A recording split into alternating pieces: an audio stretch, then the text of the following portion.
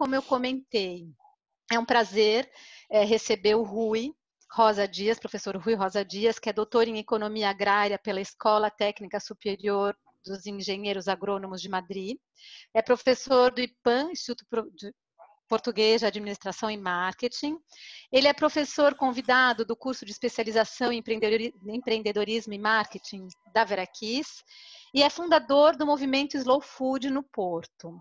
Ele vai falar sobre marketing agroalimentar e o compromisso com o meio ambiente, e a gente tem o prazer de ter como mediadora a professora Luciana Florencio, que é professora e coordenadora do mestrado profissional de comportamento do consumidor da Escola Superior de Propaganda e Marketing de São Paulo. Rui, antes de passar a palavra para você, eu queria também reiterar o fato de que você foi autor do prefácio do nosso curso, né, que é o curso de iniciação ao marketing de alimentos, junto com a Luciana. É um prazer. Agradeço mais uma vez aos dois, agradeço ao Rui por estar aqui com a gente. Convido a todos a conhecer não só esse livro que eles escreveram, o prefácio, mas conhecer também, procurar na internet e conhecer a obra literária do professor Rui, que não é pouca coisa. Tá? Agradeço a todos e, mais uma vez, peço para todos terem o fone fechado e as perguntas são por escrito, tá bem? Obrigada, Rui. Contigo, fica à vontade, pode projetar o que você quiser, a palavra é sua. Muito bem, muito obrigado. Espero que me estejam todos a ouvir bem e em perfeitas condições. Antes propriamente de abordar o tema que me foi lançado, gostaria de agradecer evidentemente o convite e a envolvência que a Veraquis vai tendo à volta deste setor agroalimentar e, portanto, à volta da importância dos alimentos e da terra, portanto, desta componente, como disse a Juliana, da terra à mesa. E, portanto, um agradecimento especial também à Juliana, porque, na verdade, tem o dinamismo que a Veraquis e o dinamismo que vai apresentando com os cursos, com estas conversas, é demonstrativo da importância que dá aos alimentos, à alimentação, no fundo à humanidade no seu todo, para que se sinta um pouco mais feliz. E, portanto, porque, na verdade, o setor agroalimentar é um setor, eu diria mesmo, estratégico, deveria ser considerado em todas as nações, é um setor estratégico e, portanto, nessa medida, eu terei a oportunidade ao longo da minha apresentação também deixar isso bem claro. Espero que todos estejam bem, é um prazer enorme, portanto, neste confinamento global que todos estamos a viver, é um momento difícil, um momento incerto, uma incerteza que vai arrastar uma mudança ao nível comportamental e, portanto, também relacionado com os alimentos. O tema é um tema muito interessante, muito atual e que tem um sentido, até diria mesmo, bipolar. Portanto, a questão da produção de alimentos por um lado e a questão da preservação do meio ambiente por outro, dando e tentando trazer satisfação a um consumidor global que cada vez mais demanda alimentos bons e vai à procura de saúde e, portanto, e nessa medida o alimento é o patamar básico para que possa potenciar uma saúde mais ampla, eu diria uma saúde mais ampla. Eu ouvi agora aqui um ruído, não sei se me continuam a ouvir bem. Eu preparei, e portanto aqui uma pequena apresentação que gostaria eu não sei se já está disponível, já conseguem? Já sim, Rui. Conseguem aceder, muito bem, sim. Excelente. Bom, mais uma vez, nesta introdução, deixar também bem sublinhado a minha envolvência, é com todo o gosto que aqui estou, é com todo o gosto que contribuo, é com todo o gosto que dedico o meu tempo ao setor agroalimentar nos meus últimos 25 anos, um quarto século à volta do setor agroalimentar, não só em Portugal, mas preparei aqui uma pequena apresentação, eu diria mais um conjunto de desafios que eu gostaria de deixar aqui aos participantes, que gostaria também de incentivar e incitar a que participassem, portanto, e que colocassem as questões, que duvidassem também daquilo que eu aqui vou comentar, sem problema nenhum, porque é justamente da divergência de opiniões, tentando esgrimir argumento, que se consegue uma convergência. E, portanto, é muito interessante nesta área do marketing, que ainda é pensada muito no setor agroalimentar, como vendas ou comunicação, um setor por natureza globalmente considerado conservador e, portanto, mas embora hajam algumas exceções de algumas empresas multinacionais que têm uma agressividade de mercado muito grande, mas eu diria que quando falamos de alimentos, quando falamos de matérias-primas, o setor em si é ainda bastante conservador naquilo que é o entendimento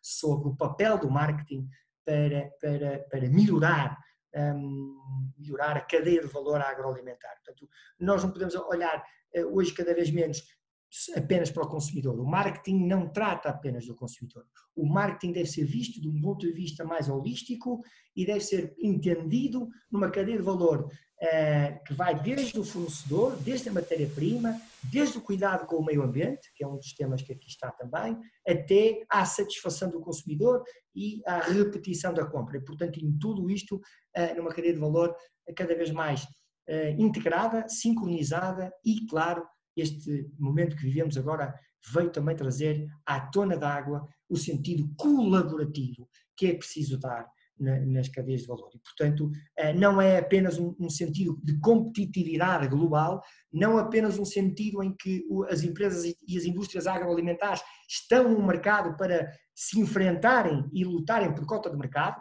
num ambiente concorrencial, muitas vezes extremamente agressivo, mas sim num sentido colaborativo, em que o desígnio final seja alimentar o melhor possível, preservando os uma alimentação mais sustentável, mais saudável, num ambiente global. E, portanto, é nesse sentido que eu digo que o papel do marketing é fundamental. Pressupostos, lançarei aqui 3 ou 4 pressupostos à volta do tema marketing agroalimentar e o compromisso com o meio ambiente. Claramente que hoje em dia a responsabilidade social, a responsabilidade ambiental, as empresas que tratam de matérias-primas, sejam inertes, sejam matérias-primas para a produção alimentar, têm que, de facto, demonstrar com veracidade, com responsabilidade, nos seus relatórios de gestão, nas suas atitudes, nas suas estratégias, têm que demonstrar responsabilidade social e responsabilidade ambiental na produção de alimentos. E, portanto, vou lançar aqui, vou deixar aqui alguns pressupostos neste prelúdio, digamos assim, da apresentação. O que é, no meu entendimento, o marketing agroalimentar? O ambiente, que é um conjunto enorme de fatores que é preciso incorporar nos modelos de desenvolvimento económico à volta do setor agroalimentar e cada vez mais, e não só o vetor económico, o vetor rentabilidade, o vetor financeiro e, portanto, ir um pouco mais além e temos que ter essa obrigação e essa cidadania de integrar nos modelos de desenvolvimento económico neste setor agroalimentar a questão meioambiental, cada vez mais da preservação, das certificações, mas ir um pouco mais além. Vamos tentar falar e ir um pouco mais além. E futuro ninguém tem a bola mágica e, portanto, ninguém consegue. Mas sim, há modelos que nos aproximam bastante de um pensamento futuro para onde caminhará o setor agroalimentar e o que é que poderemos vir a esperar dele no futuro. Ora, entre estes dois pratos da balança, marketing agroalimentar, aqui no meio o pêndulo, o compromisso e no outro prato o meio ambiente, eu diria que seria importante registarmos aqui alguns dados históricos atuais e que têm necessariamente relação com o tema que está aqui em discussão. Nós no mundo temos menos de 1% da população é agricultora e, portanto, temos neste momento 7,2 mil milhões de pessoas para alimentar e menos de 1% da população mundial é agricultora. E, portanto, temos aqui, digamos que, um fenómeno, e cada vez menos agricultores, os que existem cada vez com mais capacidade de produção em massa e, portanto, a tecnologia ajuda muito e tem vindo a desenvolver os últimos avanços tecnológicos ajudam a produções em massa, mas há aqui, de facto, a população ativa do ponto de vista profissional também no setor alimentar começa a ser finalmente um setor um pouco mais atrativo do ponto de vista da captação de jovens para esta área. E, portanto, quando falamos em agricultores, falamos em agricultores, produtores de matéria-prima, produtores de alimentos e, portanto, não falamos necessariamente das pessoas que estão relacionadas com a indústria agroalimentar, porque estamos a falar apenas de agricultores. Quem está em uso de terra e quem faz da terra, evidentemente, o seu ganha-pão e transforma, portanto, os inputs em matéria-prima que depois é incorporada numa determinada cadeia de valor, mais longa ou mais curta, para dar origem a alimentos.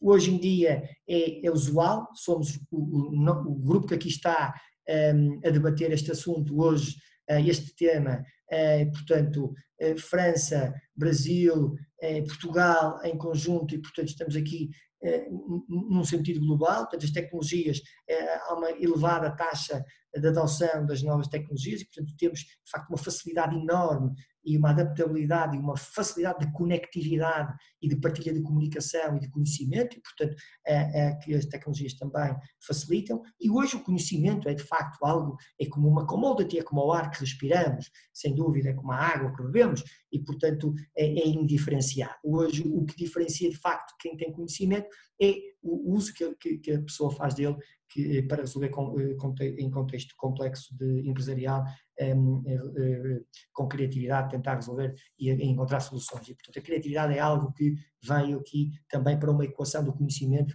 que estava e era restrito aqui há uns anos atrás e agora, enfim, está ao sabor de um clique. Portanto, o conhecimento não diferencia ninguém, sim a criatividade que usamos com esse conhecimento para resolver problemas complexos em contexto empresarial é que nos poderá vir a diferenciar. E, portanto, há aqui, de facto, um sentido em que as indústrias agroalimentares, toda a cadeia agroalimentar tem que usar muito a criatividade. Isso exige inovação, isso exige investigação e desenvolvimento. São duas áreas fundamentais que têm que chegar mesmo às PMEs, mesmo às microempresas. Incorporar investigação, desenvolvimento e inovação na indústria agroalimentar para que com isso, evidentemente, se consigam desenvolver propostas de valor mais atrativas e mais ajustadas ao mercado.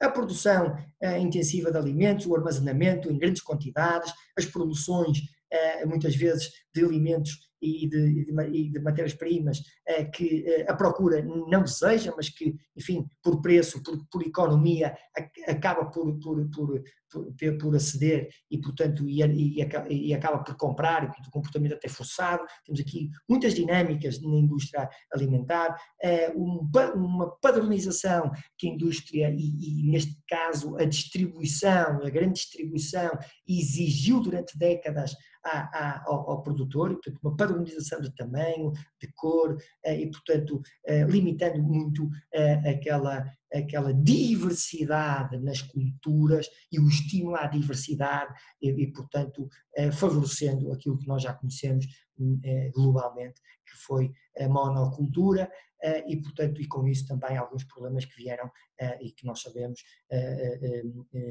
intensificar as questões ambientais, nomeadamente com a aplicação massiva, como sabemos, nos grandes produtores cereais, nos grandes, portanto, desde a Rússia, a Argentina, ao Brasil. Evidentemente nós temos grandes países com grande capacidade produtiva, com grandes recursos, muitos recursos, e portanto nós, na verdade, temos aqui também esses países com uma grande capacidade de recursos endógenos e também de diversidade, e portanto temos que ter a noção que o setor agroalimentar e agroindustrial está cada vez mais próximo do setor farmacêutico e do setor químico. Interdependência e que não é necessariamente má, mas os caminhos dos últimos avanços tecnológicos, os caminhos que foram dados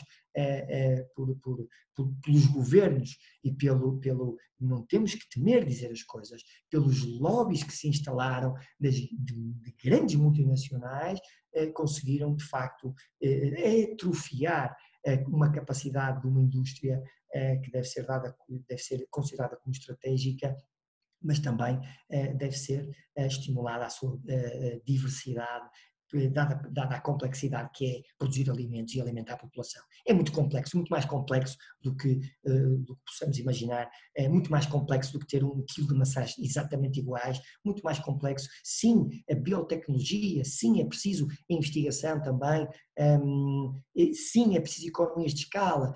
Não resolveram o problema da fome do mundo e, portanto, as economias de escala e a produção em massa falharam redondamente no modelo económico e, portanto, nós temos que, na verdade, falharam o seu papel, não é? Falharam o seu papel de equilibrar as assimetrias do ponto de vista alimentar. 50% da população atualmente vive em zonas urbanas e, portanto, dos 7,2 mil milhões de pessoas, diríamos 4 mil milhões vive em zonas. Estima-se que em 2050 passe para 66%. E, portanto, temos aqui claramente um futuro e um horizonte em que o papel das cidades, e eu queria deixar aqui isto claro também, o papel das cidades na alimentação do mundo é claramente um ponto a ser desenvolvido. Os municípios, o acordo de Milão já vem nesse sentido e, portanto, os municípios, ao nível global, as cidades começam a pensar no seu próprio papel no ponto de vista da produção alimentar, com a paisagística, a arquitetura, a volumetria e, portanto, a engenharia, a entrarem neste mundo de produção através das coberturas, das empenas, enfim, temos aqui também um mercado e uma área de crescimento substancial. E, portanto, estima-se que se atualmente somos 7,2 mil milhões, em 2050 seremos 9,7 mil milhões, portanto há aqui um crescimento populacional, nomeadamente centrado em África, na Índia e na China, e, portanto, áreas do globo em que o rendimento per capita ainda está aquém daquilo que é a média dos outros países ditos desenvolvidos, ou das zonas geográficas ditas desenvolvidas e que procuram por proteína, vão ser altamente, vão pressionar as cadeias de abastecimento, vão pressionar brutalmente, eu diria mesmo, as cadeias de abastecimento para a proteína, à procura de proteína, vegetal e animal, naturalmente, e que vão, com isso, evidentemente, e com o sucessivo crescimento de poder de compra, que é o que tem acontecido e foi o que aconteceu na China, que foi nas últimas 3 décadas, claramente, um país que emerge e que sai do meio da tabela do ranking de rendimento per capita para o segundo país e, portanto, é algo, por mais paradoxal que possa parecer, é algo que é assinalável e, portanto, em 3 décadas compra dívida nos países em setores estratégicos e, portanto, através de empresas, coloca gestores a gerir, portanto, essas empresas em setores estratégicos e começa a dominar economicamente o mundo de uma forma em que, na verdade, a sua procura tem que ser satisfeita do ponto de vista de alimentos. E, portanto, estas macro tendências, esta forma de analisar e de refletir, não é? de ter pensamento crítico sobre a informação que nos chega e ter capacidade de filtrar também uma quantidade de notícias que não são verdade, as fake news, é muito difícil gerir tudo isto no momento atual, mas eu diria que são factos reais e, portanto, é uma procura que pressiona as cadeias de abastecimento no setor agroalimentar, a China, muito, as grandes multinacionais, mas também a Índia e a África vai começar, naturalmente, porque com os problemas que nós sabemos logísticos, mas que todos os sistemas de blockchain neste momento e todos os sistemas da informática e circuitos de informação, sistemas de informação de apoio às decisões, os sistemas de informação de marketing, os sistemas de informação e comunicação potenciam claramente que rapidamente, com muita facilidade, esses mercados possam ser abastecidos, ainda que uma grande ressalva, claro, hoje vivemos um problema enorme do ponto de vista do comércio internacional, é preciso ter essa noção. O comércio internacional está, não vou dizer colocado em causa, mas terá que ser reinventado, terá que ser repensado, tal e qual o comportamento do consumidor, o nosso comportamento com os alimentos, o nosso comportamento com as pessoas, o nosso comportamento nos canais de distribuição, ainda também no online, no direct to consumer, começa a emergir e, portanto, passamos num business to consumer para um business to business e um direct to consumer, e, portanto, um D2C.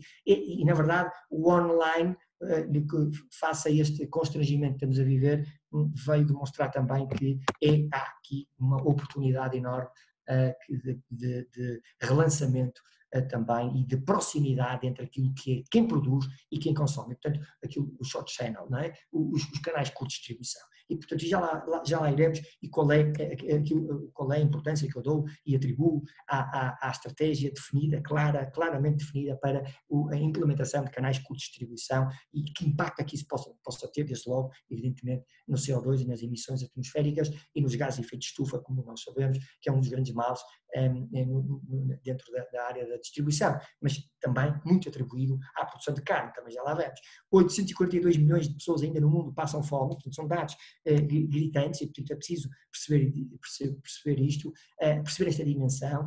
2 mil milhões sem vitaminas e, portanto, subnutridas, digamos assim, e, portanto, ainda temos aqui, de facto, também um desígnio mundial, uma ONU, que tem que trabalhar, e os países têm que trabalhar neste sentido.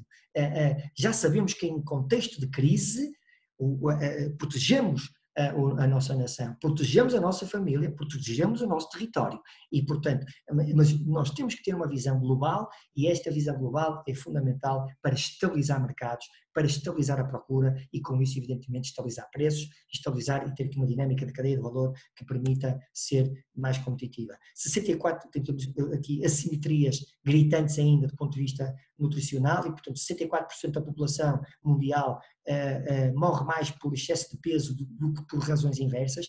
Ainda temos 842 milhões de pessoas a morrer à fome ou que passam fome, e, portanto, mas em 64% da população nesses países morre mais por excesso de peso, portanto a obesidade claramente um desígnio também a combater e, portanto, do ponto de vista daquilo que é o papel do marketing agroalimentar e também o compromisso com o meio ambiente. Porquê? Porque desde logo vamos falar também de desperdício alimentar e vamos falar do excesso de calorias, vamos falar de uma má alimentação e, portanto, que deveria ser pensada com políticas de governação, políticas de governance ajustadas, em que a agricultura, o consumo e a saúde têm que estar em sintonia e não cada um num bloco de ministério de gestão nos países, em Portugal também, em que a alimentação está entregue a uma área, a agricultura está entregue a outra área, a saúde entregue a outra área. Portanto, tem que haver aqui, claramente, nestes três pilares, um sentido único de trabalho e de governação para que as políticas, essas sim, de médio e longo prazo, venham a surtir efeito no comportamento populacional e, naturalmente, na atitude de compra. É atribuído ao setor agroindustrial, à produção de alimentos mundial, 20% dos gases de efeito de estufa e, portanto, a agricultura tem aqui, ainda mais do que o papel da distribuição dos transportes, um problema para resolver, e dentro deste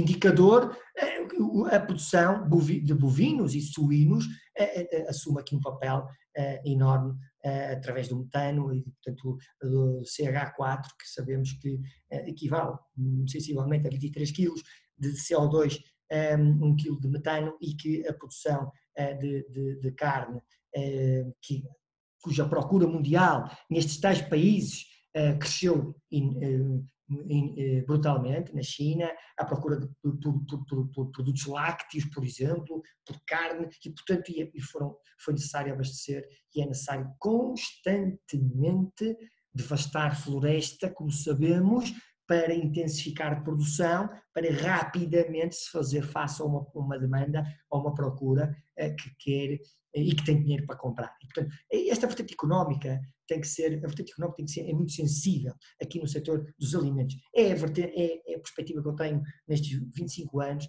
e, portanto, é sensível. Fala-se de rentabilidade, sim, as empresas têm que dar lucro, as empresas têm que ser estáveis do ponto de vista financeiro, sem qualquer dúvida quanto a isso, mas têm que ter uma responsabilidade mais além do que essa. E os modelos económicos têm que incorporar variáveis de responsabilidade social, de responsabilidade alimentar, cidadania e de respeito pelo meio ambiente, e portanto, e não só uma certificação ou outra comunicada através do tal mau marketing agroalimentar já é suficiente para mascarar, lavar um pouco a marca, lavar um pouco a atitude, o que é que eu retiro de recursos naturais do planeta e o que é que eu reponho. Reponho em alimentos, mas tenho que repor muito mais do que isso, tenho que repor o bem comum, tenho que repor 1 quilo de carne de bovino, são emitidos 3 quilos, para obter 1 quilo de carne de bovino, em média são emitidos 3 quilos de gases feitos de estufa, e portanto em toda a cadeia, okay? Desde a produção do bicho até estar pronto para abate e depois até chegar ao prato, portanto estamos a falar aqui de 3 quilos, e hoje fala-se claramente na questão da dieta alimentar via insetos, pelos benefícios que demonstram do ponto de vista das emissões, 20 gramas para obter 1 quilo, um hambúrguer. Quilo de hambúrguer de insetos, e portanto tenho estado em algum contacto com algumas empresas que já estão neste mercado, e eu creio que agora também este momento que vivemos arrefeceu muitas das tendências, arrefeceu muito porque trouxe-nos dúvidas, trouxe-nos incerteza, trouxe inclusive, há que assumir, medo. Okay? E é algo que o comportamento do consumidor, ao nível global, vai ter que saber lidar, o canal de distribuição vai ter que libertar e vai ter que puxar pela experiência online, e também aqueles que lentamente vão retomar as compras no offline, portanto na loja, vão ter que ter e saber lidar com outro ambiente de compra, com outra experiência de compra, e portanto e tudo o que é alimentos de inovação, alimentos sem o teste absoluto de segurança alimentar, a confiança, a tal verdade do marketing agroalimentar, o tal falar olhos nos olhos com o consumidor, a tal tabela nutricional que o consumidor a entenda perfeitamente, a tal mensagem de que qual é a origem da matéria-prima que vem neste alimento, qual é o rosto de quem é que produziu. E o consumidor está ávido de conhecer o rosto e não o acionista. São agentes distintos. O acionista, nós não temos que saber, sim, o nome da empresa, mas quem é que meteu as mãos, desculpem o termo, na massa? Quem é que trata do nosso alimento? E nós não podemos educar mais nas escolas as crianças a pensarem que as galinhas vêm já embaladas e que alguns até pensam que têm 4 patas. E eu vivo e convivo com isso. Ora, isto vem de onde? Vem de um distanciamento enorme que a população teve relativamente aos alimentos, porque o alimento foi dado pelos governos a nível global e mundial, quanto mais barato melhor, porque eu tenho que ter acesso a eles e calar a população com fome, e portanto foi essa a postura assumida em termos governamentais e políticos, e depois claramente que quando se expandiu o consumo e quando tivemos acesso e os frigoríficos muito recheados e as nossas arrecadações dos alimentos sem faltar arroz, fomos dando como um setor banal. E, portanto, porquê? Porque nunca imaginamos que nos fosse capaz de faltar alimentos. E, portanto, falamos em países desenvolvidos, subdesenvolvidos, em desenvolvimento, enfim, também. Mas diria que foi um setor dado como que super estável, altamente intervencionado pelos governos e pela União Europeia e pelos Estados Unidos, pelos governos, porque em armazenar, agora foram libertando as cotas e, portanto, é um setor que fala por ele próprio, mas ainda assim as cotas leiteiras terminaram em 2015 e, portanto, há 5 anos atrás, regulamentação pura e dura, setores que foram sempre sistematicamente privilegiados do ponto de vista da procura. E porquê? Porque foi preciso equilibrar oferta e procura, porque se criavam desequilíbrios a esse nível e, portanto, a procura muitas vezes excederia a oferta depois excederia a procura e tínhamos desequilíbrios ao nível do preço, que tornou o setor agroindustrial e, nomeadamente, agrícola, puro e duro, desinteressante para captar jovens para esse setor. 1,3 mil milhões de toneladas vão parar ao lixo, portanto temos aqui também uma questão ambiental absolutamente gritante, não só pelas emissões, mas também porque são alimentos que deveriam ter o seu próprio papel, que era alimentar a população, e portanto há de facto, enfim, em pleno século XXI, 16, dos últimos 15, dos últimos 16 anos, 15 foram os mais quentes durante o século XXI e, portanto, em 100 anos, os últimos 16, desses últimos 16, 15 foram os mais quentes do século. Ou seja, as alterações climatéricas e o climate change, tudo isto que vamos falando aqui, com até contribuições globais, governamentais para tratar e ajudar as organizações que estão no terreno a lutar por estas questões, não há dúvida nenhuma que tem muito a ver também com a produção de alimentos. E, portanto,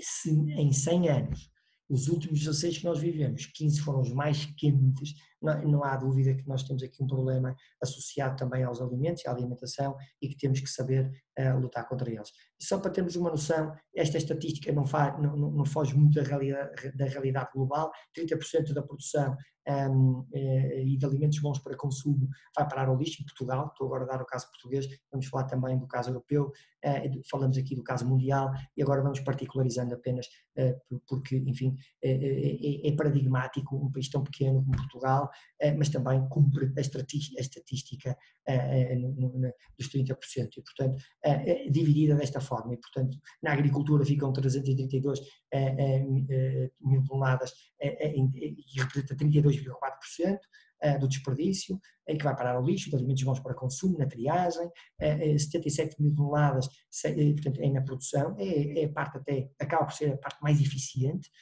portanto, na transformação, 297 mil toneladas na questão da distribuição, e, portanto, a padronização, a rejeição, e depois em casa também nós temos que ter essa atitude bem presente. Para termos noção, a questão ambiental associada à saúde e ao bem-estar é transversal a todas as gerações. E, portanto, deixar aqui também clara esta tendência que cada vez mais se emerge e vai emergindo cada vez mais e vai demonstrando que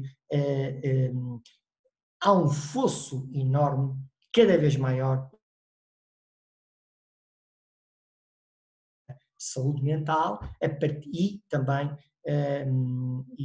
relativamente àquilo que são os restantes critérios relacionados com o poder de compra. O poder de compra seria mais até visto como poder de escolha, conforme tenho vindo a dizer. O poder de compra não é apenas económico, o poder de escolha é, de facto, esse que é o poder que o consumidor tem. Tem muito mais poder de escolha do que económico e, portanto, numa questão quase filosófica de mudança, de saber mudar, de atitude, de reflexão para saber mudar, de priorizar efetivamente aquilo que é mais importante. Portanto, aqui apenas para deixar bem claro que é transversal, na geração Z nem tanto, mas a partir dos milénios até à geração silenciosa, que tem critérios que mais nenhuma das outras tem tempo, longevidade e dinheiro, porque mais longevidade, portanto a esperança média de vida vai aumentando, a medicina também tem ajudado nesse sentido, os avanços tecnológicos e a medicina, e vai ser uma geração, porque a população mundial está envelhecida, exceto, evidentemente, aquelas latitudes que já foram aqui faladas do ponto de vista da procura, em que há crescimentos populacionais assinaláveis e, portanto, estas tendências macroeconómicas nós temos que saber ler e que impacto é que vão trazer no setor agroalimentar. Em Portugal, cada vez mais o sentido da sustentabilidade está presente e, portanto, a preservação do meio ambiente, a participação até em iniciativas relacionadas com preservação do meio ambiente e, portanto, é algo que vem crescendo e é algo que é importante também estimular e reflete claramente aquilo que são também as políticas da União Europeia, falando na Europa, no Bloco Europeu, no sentido de preservar a ruralidade e os ecossistemas, enfim, com as políticas de greening e não só. Marketing agroalimentar não é apenas, eu faço sempre aqui esta analogia, o market mais índice, os mercados, parece que é algo muito simples, mas, enfim, temos que dividir mercados em sentido lato e mercados em sentido restrito.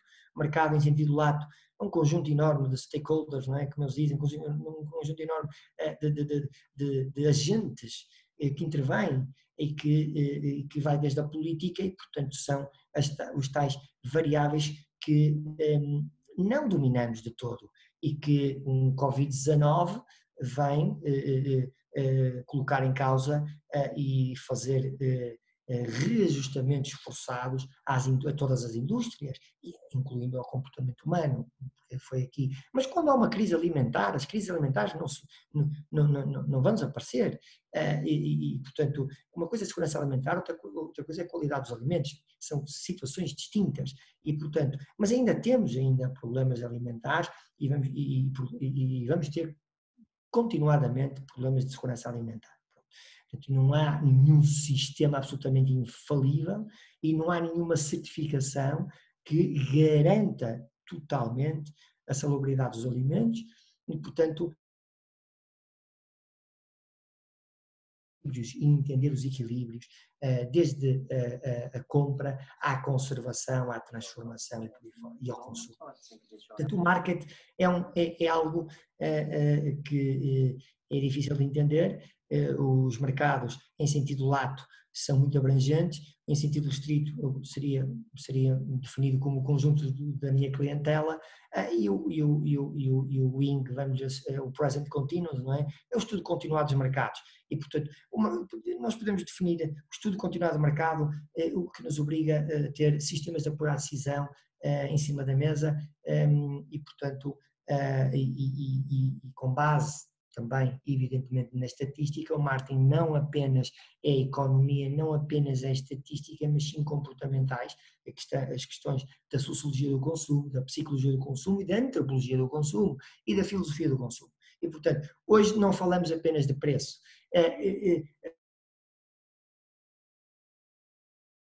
Não podem apenas falar de preço. E, portanto, nós temos que o preço é uma das variáveis a mais sensível, mas não a mais importante. E nos alimentos nós temos que saber lutar por esta mensagem que nem sempre é entendida no setor dessa forma. Marketing é atividade, processos, já sabemos, e, portanto, o agroalimentar é uma questão que temos que claramente saber adicionar a partilha de valor, portanto, é um conjunto de comportamentos ou de métodos que as organizações assumem, técnicas e ações, porque é marketing operacional, mas que depois tem que gerar uma proposta de valor em sentido partilhado, o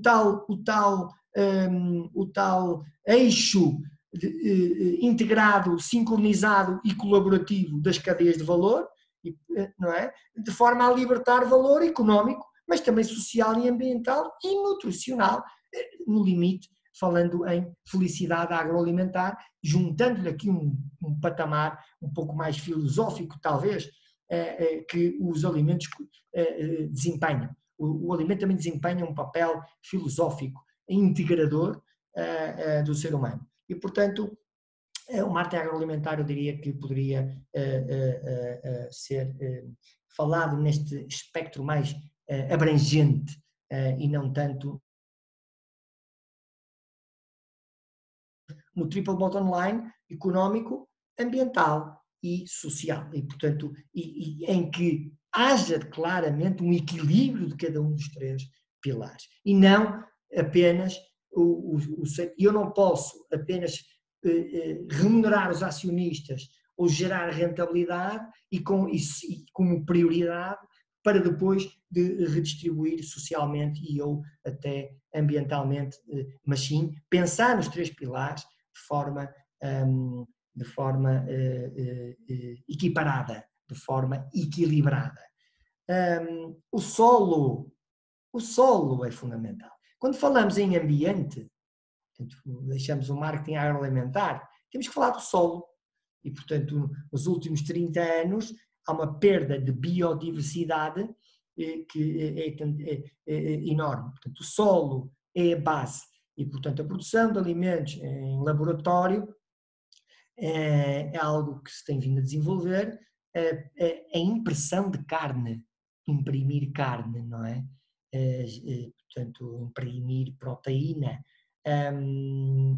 Bom, eu tenho algumas dúvidas relativamente à questão, talvez tenha uma veia mais naturalista e defenda mais uma linha naturalista, mas o solo é algo fundamental aqui quando falamos em meio ambiente e no compromisso, no pêndulo entre aquilo que é a atividade de marketing industrial, do marketing na produção, no marketing na distribuição portanto, evidentemente naquele que é o entendimento do consumidor relativamente à cadeia de valor. E, portanto, o compromisso com o meio ambiente é extremamente exigente e começa no solo e, portanto, evidentemente que o solo, nós temos que ter luz e a água. A água é o tema mundial da Expo Dubai, que foi adiada como todos os grandes eventos mundiais para 2021, mas vai realizar-se a água. Nós vamos ter aqui um problema grave com a água, caso a humanidade e a indústria e as políticas não arrepiem caminho para saber tratar, evidentemente, os recursos hídricos e a contaminação dos lençóis freáticos ou desalinização e, portanto, em países em que a água doce não é possível e que há uma indústria de extração de água do mar e que, bom, a água é fundamental, é um bem essencial e um bem que não tem sido dado o seu devido, não tem sido dado a devida atenção ao papel da água e ao consumo da água. Nos países em que eu falo, enfim, pelo que vejo, há desperdício de água desde o uso doméstico ao uso industrial, ou seja, a água gera aqui alavanca aqui um papel fundamental naquilo que é o compromisso com o meio ambiente. Países onde não há água potável e, portanto, isso mata por falta de água e que a água poderia, evidentemente, resolver problemas de alimentação. E, portanto, há assimetrias, há um distanciamento enorme entre aquilo que nos chega via comunicação e a realidade vivida. E, portanto, o ser humano distanciou-se efetivamente dos problemas dos outros. Ouve-os, debate-os, não faz a mais pequena ideia do que é vivê-los, porque, enfim, são temas, o climate change e o problema da água e o problema dos solos, o problema da perda de biodiversidade, a desertificação, o excesso de uso químico de síntese que levou à perda de biodiversidade, e portanto hoje a humanidade, 98% da humanidade alimenta-se com base em 3 grandes cereais. E, portanto, a banana é dada como o alimento o fruto talvez mais antigo do mundo. Há 50 anos atrás existiam mais de 90 variedades de banana. Hoje o comércio mundial, o comércio internacional da banana faz com 2 variedades. Ou seja, tudo isto para tornar mais eficiente a cadeia de abastecimento.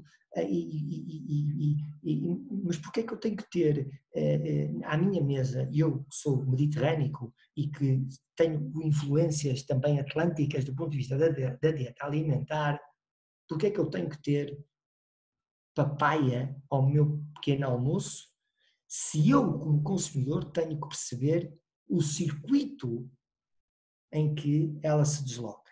Ou seja, há aqui também nuances relacionadas com o meio ambiente na transformação, no transporte, mas não só. No consumo local, no consumo sazonal, são áreas que vêm e vão emergir e o consumidor vai começar a estar atento a tudo isso. E essa é uma vertente que também vai ajudar claramente o terceiro pilar, que é a economia. E, portanto, isso é um pouco inverter as marés, as estrelas, o vegetal, o animal. Não é possível. Sim, cresce a tendência da proteína vegetal, porque a preservação do mundo animal, o excesso de consumo de carnes, não é possível que caminharmos todos agora para um veganismo mundial, não é possível. O ecossistema e o meio ambiente não se compadecem com só animal ou só vegetal. Tem que haver equilíbrio. As raças autóctones desempenham um papel no meio onde se desenvolvem, no meio, por isso é que são autóctones,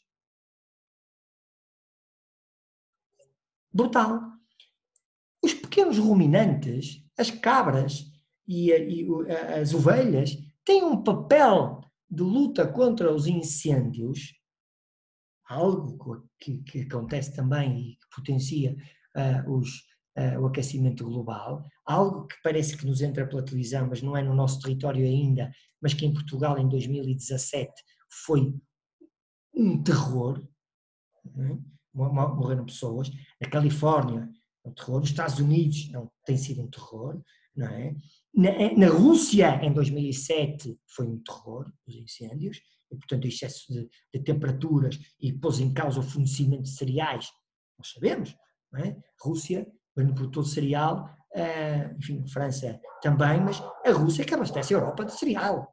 E portanto em 2007, este país, este retângulo que aqui está, que tinha uma balança comercial agora já um pouco mais equilibrada, felizmente, mas foi um alerta que levou a estimular a produção de cereais em regadio e em sequeiro, porque a nossa dependência era enorme, como se de um país riquíssimo se tratasse. Ou seja, pegar nas nossas divisas e comprar cereal ao exterior, com os campos cá dentro em abandono.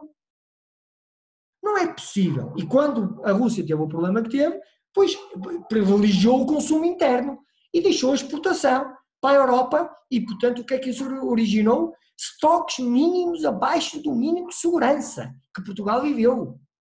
E num período de pré-crise financeira em que os mercados não libertavam dinheiro para se comprar toneladas e toneladas e toneladas de cereal para abastecer a produção nacional. Porque para alimentar animais, para darem carne e para dar leite, é preciso cereal. Para fazer massa é preciso cereal. Para produzir galinhas e ovos é preciso cereal. Para produzir pão é preciso cereal. Para produzir bolachas é preciso cereal. Ora, quer dizer, estas políticas com um único sentido económico, para além de desequilíbrios meioambientais brutais, que são vistos sempre, claro, do ponto de vista económico, médio e curto prazo, preferencialmente curto prazo, mas a questão ambiental foi sempre vista para médio e longo prazo. E, portanto, é algo que, enfim, faz-se uma cimeira, tomam-se 2 ou 3 medidas, vem o protocolo de Kyoto, tudo muito, muito curto, a médio e longo prazo. E a atual humanidade e os atuais índices de consumo são de tal maneira velozes que estão a estrangular a incapacidade de, nesse longo prazo, conseguirmos melhores índices de equilíbrio entre produção e meio ambiente. E, portanto, o planeta está sufocado e nós temos que ter essa noção e temos que trabalhar claramente para esse bem comum. É um compromisso que as agroindústrias e a agricultura têm que assumir de uma vez por todas, através da política, porque a política não pode continuar a ser subjugada à economia, a economia a ser subjugada às finanças e as finanças a serem subjugadas à tecnologia. Sim, temos que as grandes mercadorias são transacionadas no mercado bolsista, nos mercados do futuro, os açúcares, os cereais, como o petróleo, as grandes commodities, sim, mas com um sentido de responsabilidade. E esse sentido de responsabilidade não pode ser apenas económico. E, portanto, é urgente pensar-se um novo modelo económico e é urgente pensar-se e é a base da humanidade, porque é daí que parte o alimento e é daí que parte a preservação do planeta onde vivemos, porque o ser humano é uma das peças, não é a peça central. E, portanto, foi sempre vista como a peça central e a espécie mais inteligente, digamos, que nos diferencia, não é? A questão animal, a matéria orgânica, saber trabalhar o solo, saber trabalhar a matéria orgânica, claramente que o ar, a qualidade do ar, e depois por fim, e estes 15, são 15 que aqui estão, podiam estar muitos mais, serão os 15 principais pilares para que o meio ambiente seja visto de uma forma mais integradora. Ora, como é que se extraem variáveis de cada um destes 15 fatores para compor, repensar, reanalisar, reequilibrar os modelos económicos? Porque é disso que temos que falar, é repensar o modelo económico e, portanto, repensar o que é que o setor agroalimentar pode fazer para melhorar e intensificar o seu compromisso de forma séria, competente, direta com o meio ambiente e continuando a produzir alimentos. E, portanto, é perfeitamente possível ter esta visão e este caminho e trabalhar nesse intuito. Muitas empresas face a este Covid-19, o que fizeram, reajustaram-se, reaprenderam, redirecionaram energias e recursos para combater algo incerto e, na verdade, a capacidade de mudança foi estimulada. A capacidade de querer fazer foi também estimulada. E, portanto, o ser humano tem esse ADN interiorizado, que tem capacidade de agir, tem capacidade de repensar, tem capacidade de fazer, que pode exercer e pressionar uma mudança. Rui, só uma coisa. Rui, sim, temos 5 minutinhos, senão a gente não vai ter tempo para as perguntas, tá bom? Muito bem. Mais 5 minutos. Em termos de tendências globais, eu termino muito rapidamente, juntamos aqui uns 24 experts para falarmos de tendências e destaquei aqui no eixo limpo do modelo agroalimentar mais equilibrado, tal modelo que eu falava em que a economia também está presente, naturalmente, mas também está a pensar o setor agroalimentar no sentido mais justo, limpo, a questão ambiental, que é um dos temas, compromisso com o meio ambiente, mas num sentido bom, em que a nutrição desempenha aqui um papel fundamental, o bem-estar, a saúde mundial, claro que sim, a esperança média de vida, através do alimento, o exercício físico, que não apenas, também tem que ser pensado assim, mas e uma componente um pouco mais holística, um pouco mais da transcendência, se quisermos, que é a questão filosófica. E, portanto, políticas de governação, o prazer, a felicidade, os aspectos sensoriais e a saúde, a espiritualidade, a socialização e o conhecimento pelo alimento, eu destacaria aqui que no eixo limpo é muito importante nós termos esta noção. Crescem, os exemplos vêm do Brasil, porque apesar de ser suíço, o Ernest Gosch vai para o Brasil está a difundir pelo mundo todo com bons índices de produção e, portanto, a trazer produtos de excelência. Por isso eu digo, o setor agroalimentar não deve ser chamado de setor agroalimentar. Deve ser chamado setor agroalimentar e florestal, ou agroflorestal. E, portanto, porque a floresta desempenha um papel de equilíbrio e de proteção do meio ambiente, por um lado, mas também permite, evidentemente,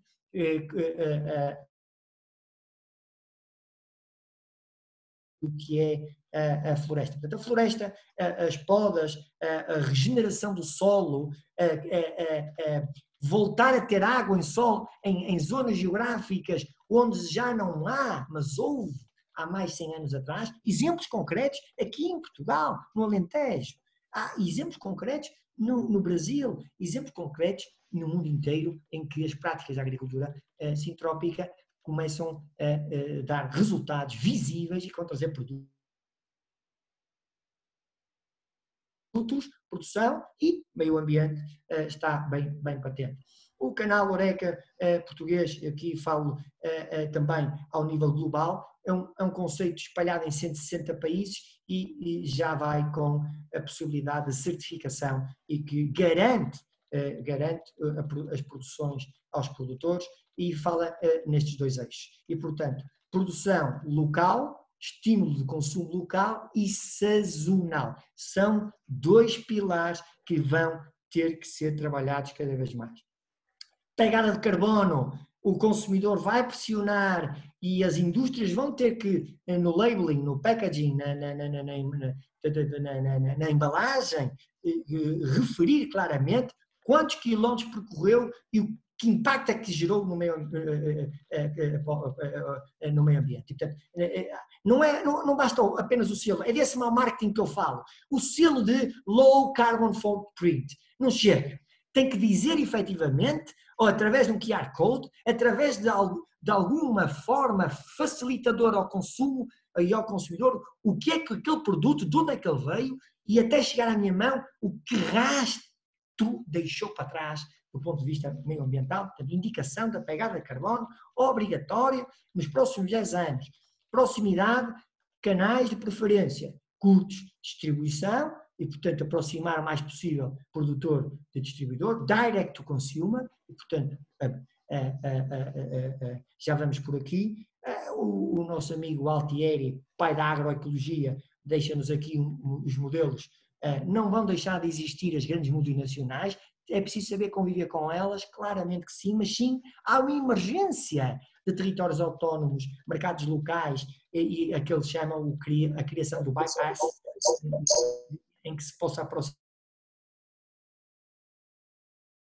Para terminar, as políticas de governação, a questão meioambiental dos gases de efeito de estufa relacionados com o desperdício alimentar, portanto, todo o circuito de recolha de lixo, tudo o que é depois fermentações e a recolocação deste lixo que é colocado, nós temos que perceber isso, que eles vão para aterro, grande parte deles, e, portanto, tentar perceber os negócios do reaproveitamento, o papel da agricultura biológica, não só da sintrópica e da agroecologia, os princípios da agricultura biológica em termos de práticas agrícolas, que vai no sentido de melhorar a preservação daquilo que é de cada país, o que é de cada país é de cada país, e a preservação desse consumo e o estímulo ao consumo dos produtos nacionais e da gastronomia, a preservação da gastronomia. Sim, a gastronomia internacional se proliferou e, portanto, sim, um sushi um Japão, sim senhor, sim, e está no mundo todo. Ter a consciência, alertar o consumidor da consciência de que há nessa compra e nesse comportamento um compromisso que ele tem que assumir e saber assumir, porque não é da sua dieta alimentar, muito mais do que isso,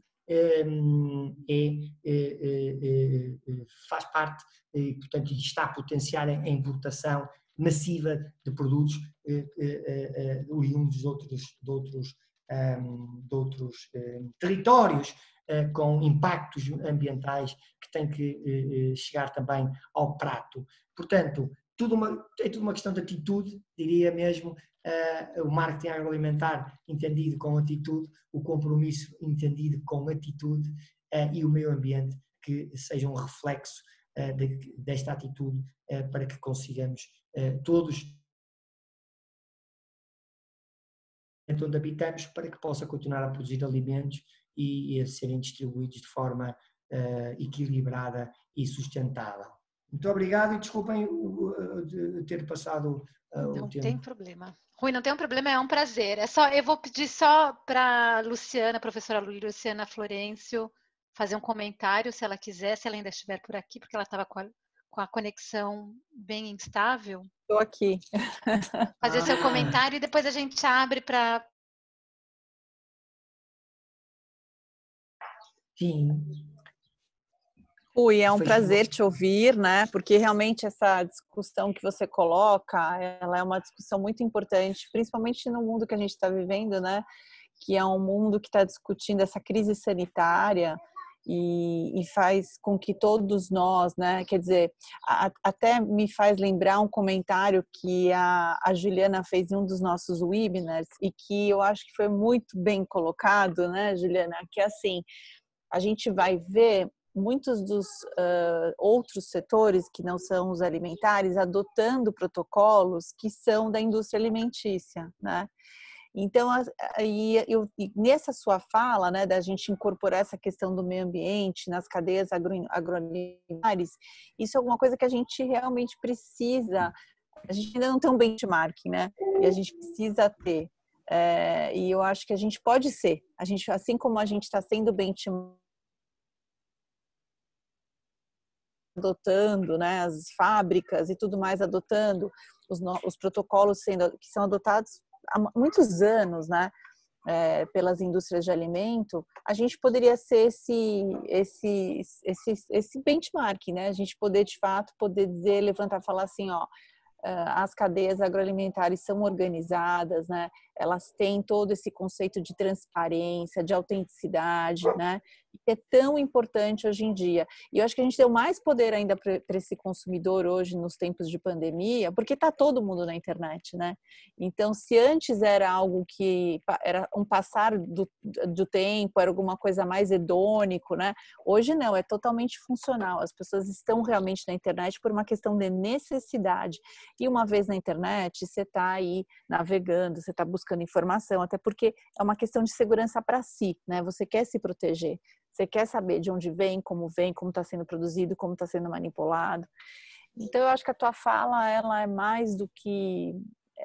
devia estar realmente na consciência de todo mundo, né? E a gente já vê que esse consumidor, embora no Brasil não seja tão assim, né? A gente acha que o brasileiro ainda tem um tempo para madurar até por uma questão de necessidade, né? A gente tem ainda uma grande parte da população que precisa comer, né? E ainda não chegou ainda numa questão crítica de avaliar o que exatamente, né? E como. Mas eu acho que esse é um processo, mas a gente vê o mundo todo avaliando tudo isso, né? E principalmente por essa pandemia. Então, a pergunta que eu queria fazer para você, que eu acho que você tem dessa experiência maravilhosa que você tem, essa discussão que você levanta, e pelos públicos que está aqui nos assistindo, realmente assim, qual seria a sua recomendação do papel do gestor de marketing, né, dentro dessas indústrias de alimento, passado esse Covid, né, passado a pandemia? Qual vai ser o grande papel dele? Que tem que ser um papel transformador. Eu acho que essa é uma oportunidade para todos nós remodelarmos as nossas formas e nossas práticas de marketing. Você falou lá no começo, marketing para muitos é vender ou é comunicação. Não, a gente tem aí nas mãos uma oportunidade maravilhosa. Então, eu queria que você contasse aí para a gente qual é esse papel transformador que esse gestor de marketing tem.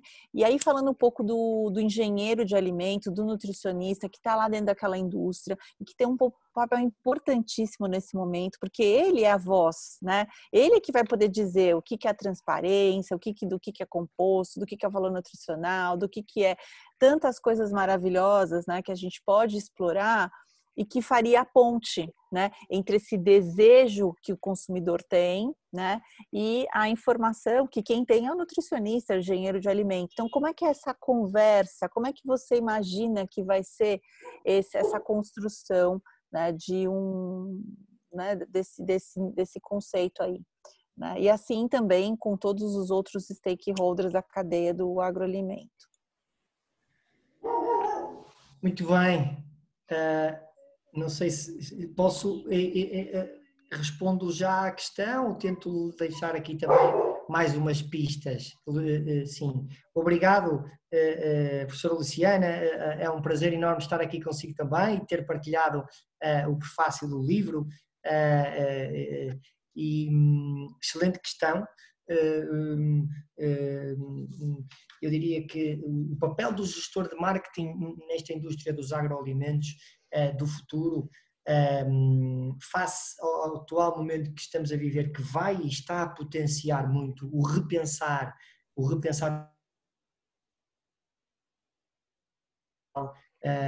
em termos de gestão, em termos de atitude. Parece-me óbvio que cada país hoje, face ao atual momento, percebeu a importância que o setor agroalimentar de facto tem, para além de ser aquele setor que alimenta. O setor agroalimentar, neste período de Covid-19, foi um dos que esteve na linha da frente, ainda está. Não faltaram alimentos nos supermercados. Houve relatos em várias partes do mundo de assambarcamento de produtos. Em Portugal aconteceu, foi uma corrida massiva e desapareceram das prateleiras muitos produtos essenciais em termos alimentares. Portanto, houve aqui este comportamento. O papel do marketeer, vamos chamar assim, e do engenheiro de alimentos é de facto trazer a verdade do marketing agroalimentar para a praça pública, para a discussão da praça pública. Trazer o conhecimento do que é uma tabela nutricional e tentar equilibrar o mais possível entre o que se comunica para estimular a procura, sem a enganar, porque quando eu digo isto, ou enganar é ocultar informação. O marketing não engana ninguém, nem cria necessidades. O marketing alavanca-se na sociologia de consumo e na psicologia para estimular desejos e levar o consumidor a ter um determinado comportamento, a optar pela marca A em função da B. Mas quem tem o poder dessa escolha e não de compra é o próprio consumidor. Parece-me que o marketing e o gestor de marketing do setor agroalimentar do futuro, a partir agora deste presente, em conjugação com o engenheiro de alimentos, porque têm que estar em sintonia absoluta, devem alavancar uma nova linha de pensamento que se sustente e se apoie e se suporte no marketing agroalimentar da verdade. É assim que eu tenho vindo a chamar. O consumidor está um pouco descrente.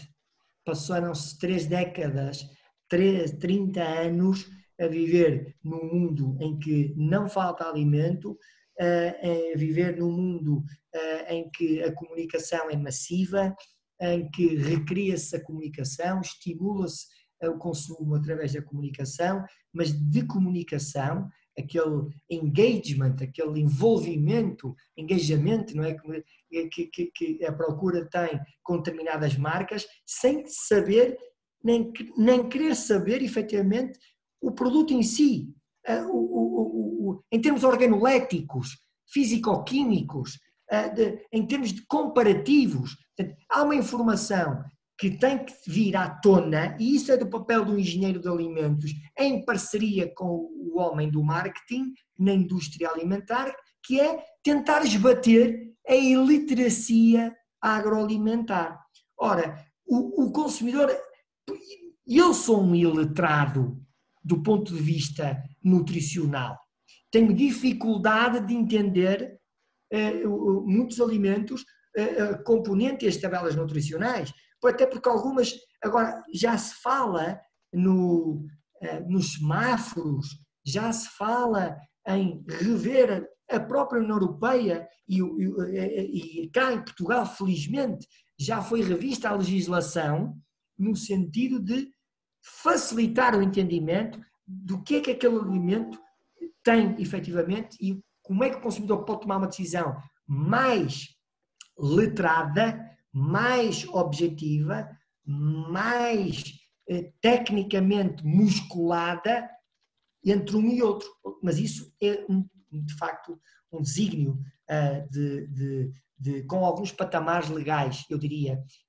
Os governos, quando a indústria tem um vazio legal, enfim, podemos desenvolver quase o que entendermos. Portanto, tem que haver aqui também um entendimento em que a política tem que estar presente, regulamentando, mas não apenas exercendo pressão para que se faça mais ou menos economia. Um intuito de cidadania agroalimentar que tem que ser entendido na cadeia de valor, gerando rentabilidade. Isto é algo que pode parecer quase até paradoxal, mas não, é perfeitamente possível equilibrar a função económica com a meioambiental, com a social, dando mais comunicação e elevando os patamares de conhecimento do consumidor, e esse é um papel do engenheiro de alimentos, que vai ter que perceber também a função marketing e a função marketing vai ter que perceber mais a fundo a função da engenharia alimentar.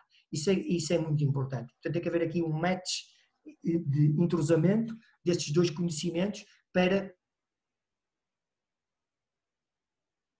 estabilizando, aumentando os níveis de conhecimento e estabilizando uma procura que necessita e está ávida de algo mais seguro, algo mais confiante. A transparência, levantar o sigilo, e eu tenho vindo a escrever, não é admissível ter indústrias agroalimentares com sigilo nas fórmulas. Não pode haver sigilo, mas sigilo dos ingredientes, das fórmulas.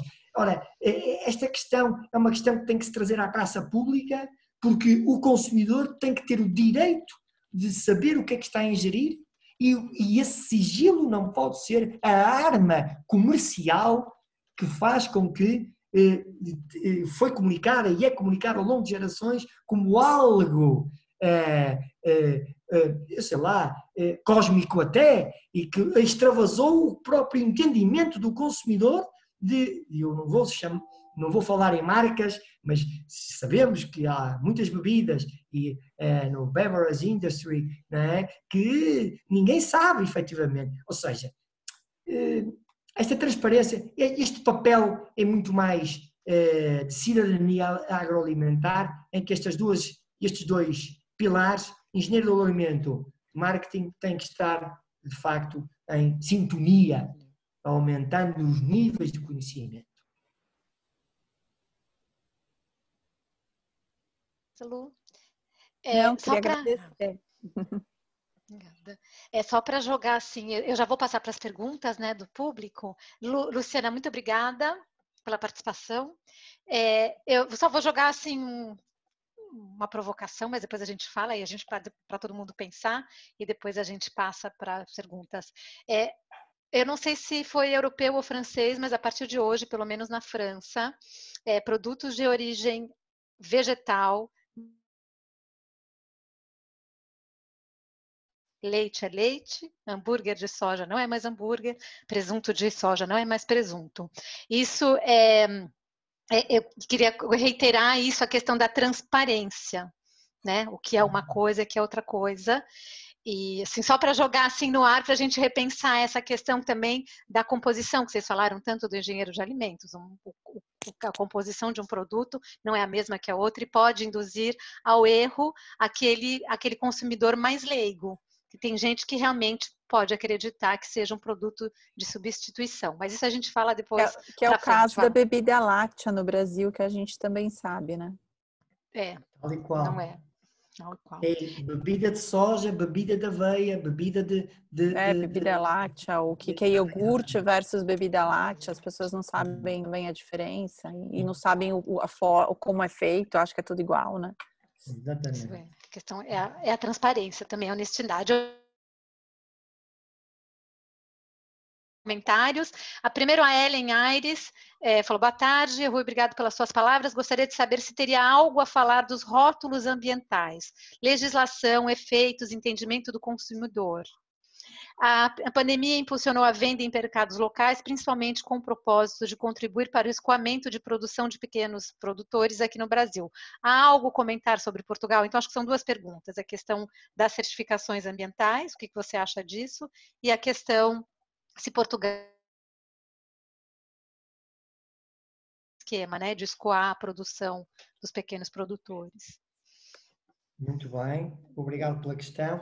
Quanto às certificações, as certificações ambientais dão uma garantia. O consumidor, enfim, não tem que conhecer toda a realidade e a complexidade, porque é muito complexo, a indústria dos alimentos é muito complexa. Até porque bate noutras áreas da ciência, bate noutras áreas do conhecimento, mas é preciso simplificar o acesso à informação que o consumidor necessita para ter segurança na hora da compra, e a certificação dá uma segurança. De facto, certificar um produto pelo meio ambiente, por rótulos meioambientais, é sempre acrescentar valor, é uma proposta de valor do ponto de vista do marketing, em que dá uma garantia a quem está a optar entre um produto que não tem um selo de certificação e de garantia meioambiental, dos recursos hídricos, da pegada de carbono, enfim, de compra de matérias-primas o mais localmente possível, e que permita reduzir os canais, a distância, é sempre algo que dá garantias adicionais a uma proposta de valor mais ajustada àquilo que é uma procura emergente, que é uma procura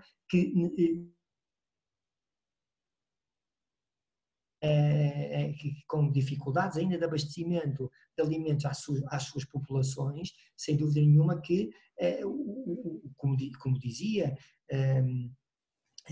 há pouco, é importante dar a garantia de que o produto, a salubridade do produto está garantida, e depois ir de patamar em patamar. Evidentemente que as certificações dão garantias de acrescentar valor a uma proposta, e que o consumidor, à falta de mais informação, à falta do tal conhecimento que não tem sobre a produção e a transformação de alimentos, vai por uma menção, vai por uma certificação, que lhe dá a tal garantia de que é como um castelo de cartas e, portanto, vai tendo patamares, à medida que vai subindo no patamar, a certificação dá-lhe a garantia de toda a linha de escada, digamos assim, que a indústria alimentar tem. Quanto às questões, sim, em Portugal, eu curiosamente tenho vindo a comentar em termos públicos, com muitas iniciativas escritas, e a questão da preservação dos pequenos produtores. Dado que o comércio internacional foi colocado em causa, e a importação, importar um saco de 70 kg de café, um arábica ou um robusta do Brasil, o principal importador, o principal produtor e exportador mundial de café, foi algo que neste período ainda é difícil. Ou seja, o comércio internacional colocou-se em causa. Portanto, nós temos que ter consciência que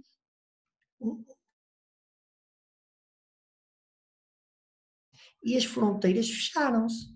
E, portanto, houve aqui dificuldade, exceto para o setor dos alimentos, para que os mercados continuassem abastecidos nos produtos essenciais.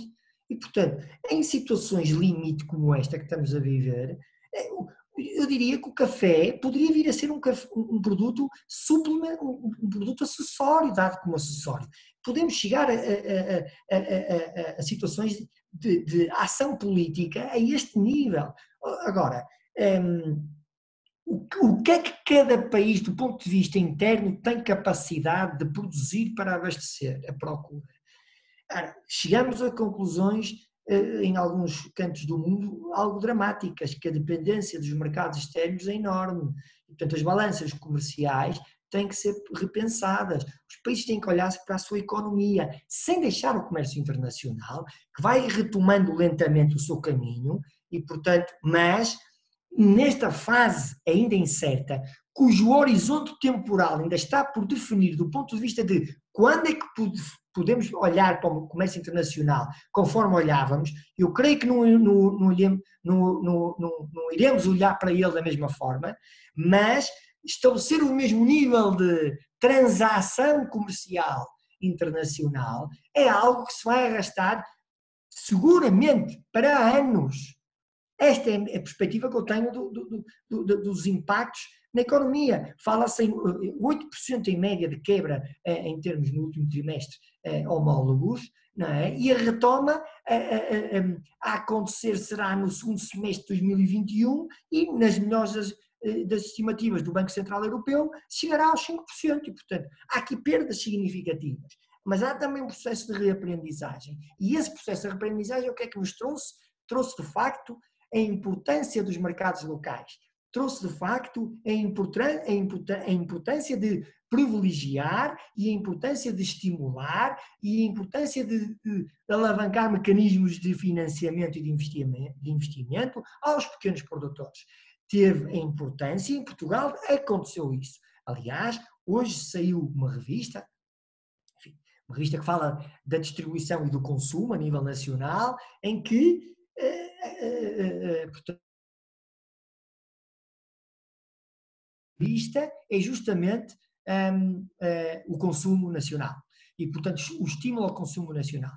Em Portugal aconteceu e estão as campanhas de estímulo ao consumo nacional, privilegiar no ar. E, portanto, o governo intensificou, as organizações não governamentais também e as organizações setoriais estimularam os seus budgets em comunicação para consumo ao que é português, não só na agroindústria, mas também na restante indústria. Portanto, houve aqui um caminho muito focado, muito centrado numa economia local para tentar equilibrar ou pelo menos minimizar o impacto negativo que veio do ponto de vista económico de uma emergência que foi à velocidade da luz que tivemos que, de facto, assumir todos. As empresas fecharam, as pessoas foram para casa em teletrabalho, os consumidores deixaram de ir aos pontos de venda, o online começou a ser trabalhado de uma forma absolutamente impressionante, toda a indústria teve que se reajustar, o omnichannel, a omnicanalidade, gestão de omnicanalidade foi algo que os gestores de marketing e também os engenheiros de alimentos tiveram que saber trabalhar e, portanto, esta nova ferramenta com suporte da tecnologia ajudou muito a minimizar este impacto que poderia ser absolutamente drástico, mais do que tem sido se não tivéssemos o suporte da tecnologia. Felizmente, muitos dos setores, nomeadamente a educação, conseguiu ir mantendo patamares de produtividade sem perda significativa, diria, de trabalho. Agora, sim, em Portugal, e eu diria em todo o mundo, há uma mensagem clara. A produção, a economia é produzir. E a economia, sendo produzir, não é especular. A economia é produzir e é fazer com que o consumo local consuma essa produção. Só depois desse equilíbrio é que devemos pensar no comércio internacional e nas transações para abastecer outros mercados. E, portanto, não é um protecionismo forçado, eu temo que seja interpretado dessa forma, mas sim um protecionismo pensado, estruturado, sem deixar resíduos colaterais em países vizinhos com os quais tradicionalmente a economia se desenvolveu. Portugal desenvolveu a economia tradicionalmente e historicamente com o seu vizinho espanhol e é com a Espanha que tem que retomar. A Espanha com Portugal e vice-versa, porque tem outra fronteira com a França. E é assim que lentamente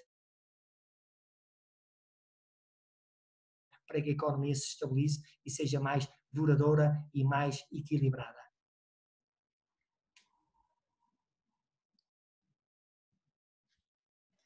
Desculpa, obrigada, Rui, eu estava sem som. Só reiterar o que o Rui falou, não sei quem pôde participar dos nossos outros painéis. Esse foi meio que um comportamento europeu, primeiro pela obrigação, foi uma coisa, não tinha escapatória, todas as fronteiras fechadas, a gente tinha que consumir o que estava por perto, e a outra questão foi essa rede solidária, de ajudar, então, o próximo que está aqui, que precisa escoar a produção dele, então foi essa segunda ação, foi uma ação de solidariedade que a própria população se autorregulou, né, isso. E aqui na Europa também existe muito esse questionamento, porque todos foram pegos, de calças curtas, né, com esse risco de não ter os alimentos por causa dessas fronteiras fechadas, e há um grande questionamento da questão da autonomia e da soberania alimentar de cada país europeu e da Europa como um todo, porque foi realmente um choque e um medo no começo. Depois tudo foi se regulando, mas houve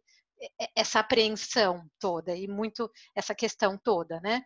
Só para reiterar, a gente também já falou em outros painéis Veraquis, por exemplo, a França não tinha mais mão de obra para fazer a colheita. Né? Estamos chegando o verão, agora é época de colheita, e não tinha, porque a mão de obra da agricultura é espanhola ou marroquina. Então, tudo isso foi muito questionado. E a volta ao campo, né? A gente também falou nesse sábado passado a questão econômica, a volta ao campo, a população voltar para o campo, trabalhar o campo. Isso é algo que tem sido muito comentado e que todos, não só os países europeus, mas todos os países estão correndo esse risco de não ter mais mão de obra na cadeia primária. Né? Agora eu vou passar para outra, a Luana, eu só vou ler, a Luana, ela agradeceu, falou que a sua fala foi muito esclarecedora e questionadora, e que foi maravilhoso, porque você permitiu pensar sobre a realidade e do que pode ser feito.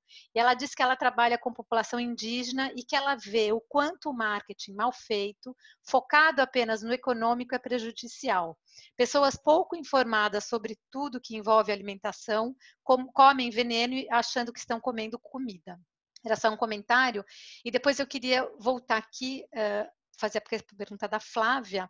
A Flávia pergunta para você, Rui, que se você acha que nessa questão do enfrentamento da pandemia, o medo, né, a apreensão das pessoas e a instabilidade econômica, se esses dois fatores vão fazer que haja um retrocesso do compromisso entre o agroalimentar. Não sei se ela ficou meio assustada com as propostas do ministro do Meio Ambiente brasileiro. Você acha que pode haver esse retrocesso? O mundo está numa equação, excelente questão da Flávia, e deixar também uma mensagem à anterior interveniente que fala das populações indígenas, e deixar só um parênteses aqui, se me permite, Juliana, da importância que tem num equilíbrio também, num extremo, eu diria, muito esquecido, mas não há dúvida que falamos das comunidades indígenas, que têm um papel absolutamente impressionante, e que é preciso começar também a dar relevo na discussão na discussão da agroindústria, vamos chamar assim, e florestal, e nestes equilíbrios. E o Slow Food claramente que apoia e tem projetos de preservação e de manutenção e de luta contra a abolição e a extinção de populações indígenas que têm um conhecimento tradicional, ancestral, e que quer na produção de sementes, quer na conservação de sementes, quer de espécies e quer também na tradição de conservação de alimentos e na culinária. E temos muito a aprender com essas populações. Bom, quanto ao medo versus instabilidade, e portanto a Flávia coloca aqui uma questão muito, muito interessante, muito atual, de difícil resposta, mas sim que exige reflexão, e não há dúvida que eu creio que todos os governos, hoje tivemos aqui, hoje, e temos vindo a viver, medidas sucessivas de todos os governos, e portanto os governos tiveram que assumir de facto medidas drásticas. Portanto, desde estado de sítio, estado de emergência, isto, confinamento, por aí fora, controle da população, a polícia e os exércitos a controlar, enfim, tivemos aqui de facto, a humanidade não estava preparada, nenhum país estava preparado para o que vivemos. Ainda assim, se me permitem, porque a pergunta vai também nesse sentido, desde novembro, desde outubro, que há luzes e há informação de que esta pandemia teve foco na China, em Wuhan, e portanto, desde outubro do ano passado. Depois, pontualmente, foi se espalhando pelo mundo inteiro. E à medida que o descontrolo e a incerteza e o medo se apoderou também de algo incontrolável, pois os governos tiveram que atuar e atuaram, eu diria, de formas distintas, muito distintas. E, portanto, mesmo no seio europeu, há países que atuaram de uma forma, outros que atuaram de outra. Nós sabemos que a Holanda, o centro da Europa, Itália, Espanha, e, portanto, outros que foram acordando lentamente e verificando outros exemplos e tomando medidas um pouco mais antecipadas e conseguiram alguns resultados positivos. E desde aí eu também queria deixar aqui, não para fazer sobressair com algum toque político, porque não estamos cá a falar disso, mas sim o Portugal acabou por ser e acaba por ser um exemplo, que é o que se tem dito na imprensa até internacional, de uma atitude, talvez também um país pequeno, mas não só, uma atitude conjugada, assertiva do ponto de vista de todas as áreas, saúde pública, não é? Atitude cívica e, portanto, comportamento da população e depois, claro, vindo de cima para baixo, o comportamento político. E, portanto, quando temos em determinadas geografias atitudes e pensamentos políticos muito divergentes daquilo que é um caminho que se vislumbra, que é preciso ter uma certa extremismos, em situações destas em que a instabilidade foi enorme e que ninguém dominava e ninguém ainda domina na sua plenitude como resolver este problema, pois quanto menos falarmos e mais agirmos em prol da proteção da população, em termos políticos, eu creio que seria e será a melhor medida a adotar. Quanto mais dispar for a atuação política e as mensagens públicas e políticas para uma população que está com medo, aumentando ainda mais o medo e a incerteza, isso aconteceu em determinados países, creio que não foi bom, não é bom, desmotiva, acelera processos de descrédito perante a população, vamos chamar assim, política, que nós sabemos que a nível global, seja nos Estados Unidos, seja na Europa, no Brasil, é aquilo que tem crescido, que é a abstenção. Ou seja, o ser humano tem se distanciado do papel político e da importância que a política tem muita importância. A política não pode estar subjugada à economia, a economia não pode estar subjugada às finanças e as finanças não podem estar, desculpem, pendurada na tecnologia, nas transações. Tem que haver aqui uma ponderação de equilíbrios e, portanto, a política, de facto, tem que ter e tem que estar ao leme. Tem que estar ao leme da navegação e tem que, com isso, conseguir apaziguar e dar garantias à população de que sabe, todos erramos. Ninguém consegue ter em todos os setores as medidas corretas e mais assertivas. Portanto, erra-se, mas com a tentativa e erro conseguem-se ajustar as medidas políticas. Para isso é preciso aumentar os índices de confiança junto da população que vai votar. Ora, se ir às compras é um voto, sim, ir às compras é um voto, o consumidor tem que entender e interiorizar que ao escolher entre produto A e produto B é a mesma coisa que escolher entre um candidato A e um candidato B. E essa força ele tem que... Com um pendor mais... como caracterizá-los sem ferir suscetibilidades. Alguns governos com um pendor um pouco mais populista, que alavancam muito na desinformação e não na informação, vieram demonstrar que as economias e as nações que elegeram este tipo de políticos para gerir os países, que estarão redondamente enganados. E, portanto, aos políticos pede-se serenidade, capacidade de ação, leitura macroambiental e reunir meios e mecanismos para introduzir as políticas corretas no momento correto para que surtam efeito em situações de crise humanitária, de crise global que todos vivemos. Foi preciso ir ao Orçamento de Estado, foi preciso ir buscar dinheiro, mas também foi preciso desenhar novas políticas, foi preciso repensar modelos, foi preciso trabalhar ininterruptamente e de forma integrada com outras áreas, a saúde com os alimentos com o comércio internacional, com a produção de alimentos, com os agricultores, com os produtores. Foi preciso interligar tudo isto, foi preciso tomar medidas